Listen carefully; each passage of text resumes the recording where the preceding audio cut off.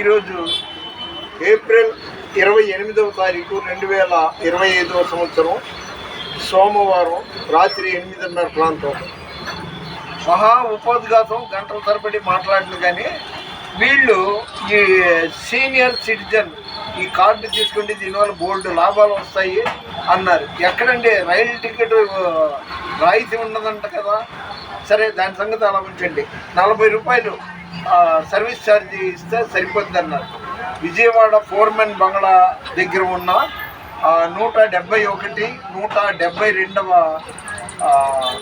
సచివాలయంకి వెళ్ళి 3 రోజుల క్రితం ఆధార్ కార్డుకి 40 రూపాయలు ఇచ్చారు. వాళ్ళు అదంతా సెట్ చేసుకొని నెట్కి వెళ్ళి అక్కడ ప్రింట్ చేసి లామినేషన్ చేసి ఇస్తారని. ఏంటంటే ఇది 40 రూపాయలు అయిపోద్ది, పావులతో అయిపోద్దని ₹10 చేశారు. 40 రూపాయలు అన్నారు.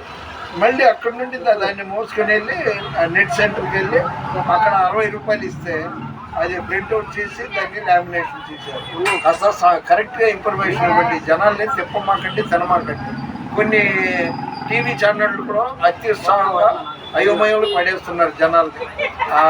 కేడి శ్రీనివాస్ గారి విషయంలో కూడా అది జైల్లో ఉన్నట్టుగా బెయిల్ మీద రిలీజ్ అయినట్టు ఎవరికి తెలియట్లా.